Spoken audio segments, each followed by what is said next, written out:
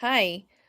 You know, sometimes recordings never go right. This will be the third time I've tried to do this. I'm sure the story is getting weaker and weaker, but I wanted to talk about how when you have had to struggle with the discovery of infidelity or sex and porn addiction, it becomes overwhelming, and a lot of times, you know, it's important to hear that you can get stronger and that there's some things that you can do to kind of stay on top of that. So the first thing that I wanted to point out is that when a discovery happens, it's a trauma to the nervous system. It's just like triggering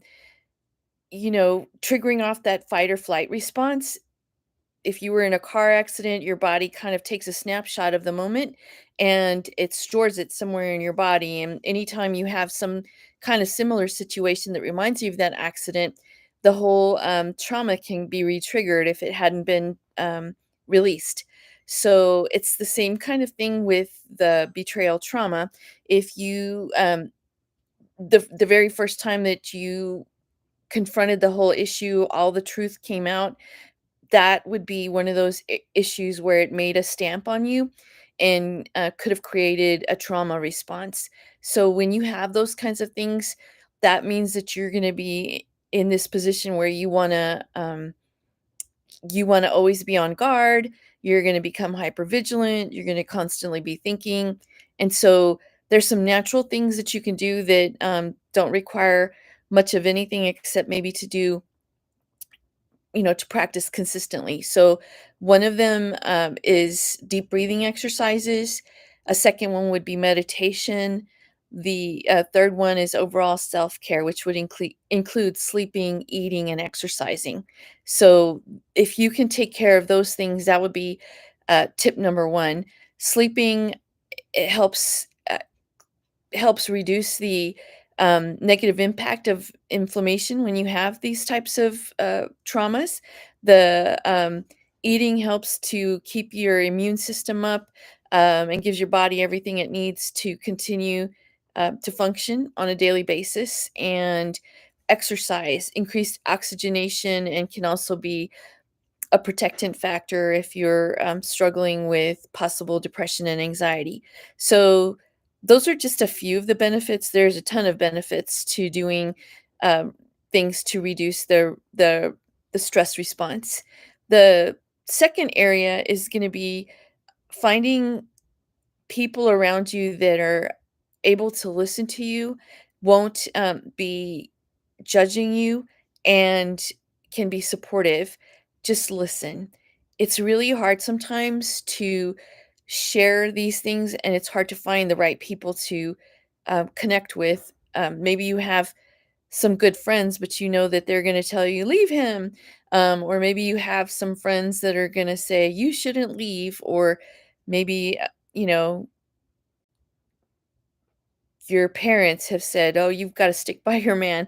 There's so many reasons that, telling other people would cause increased anxiety and stress.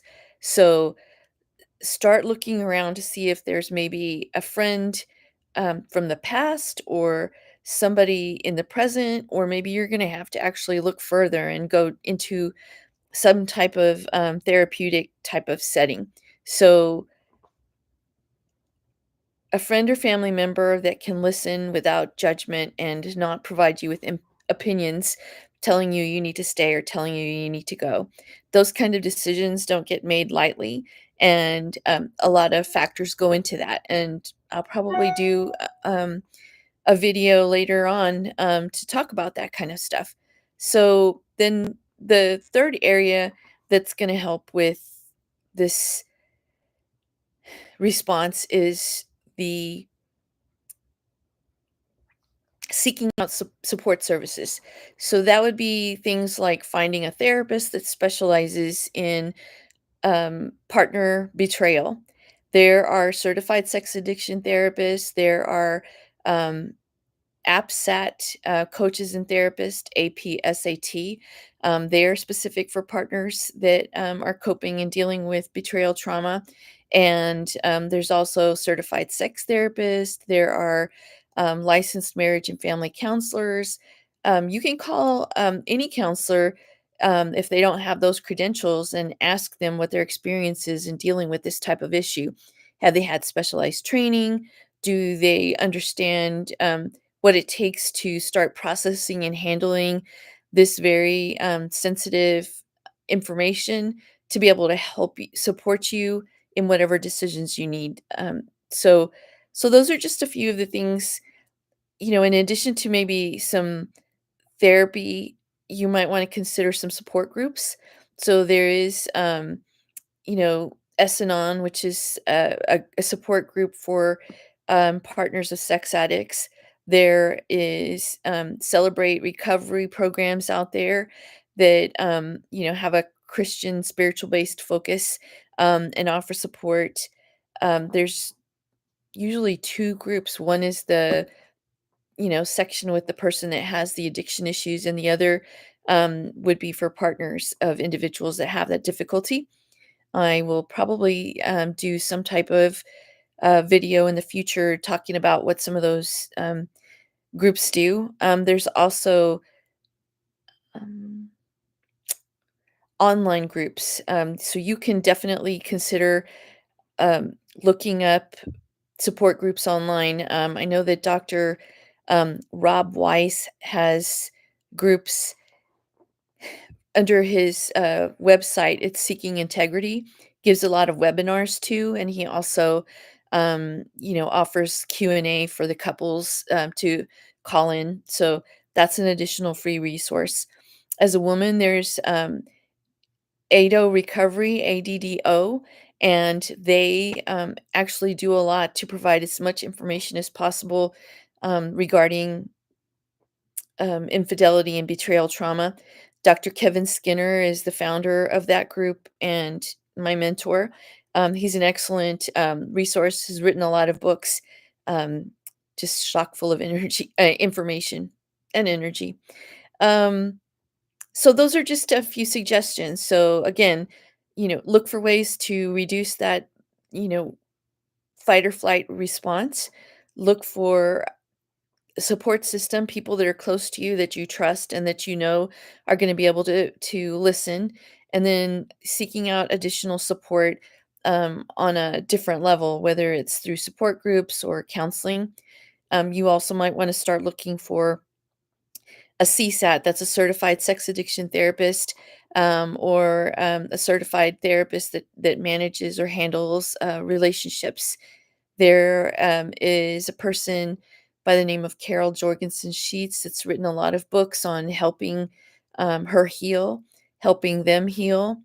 She has an excellent book for women regarding healing. So those are just a few things, and I'll be doing some videos on some of the resources as far as reading suggestions and stuff. So hopefully that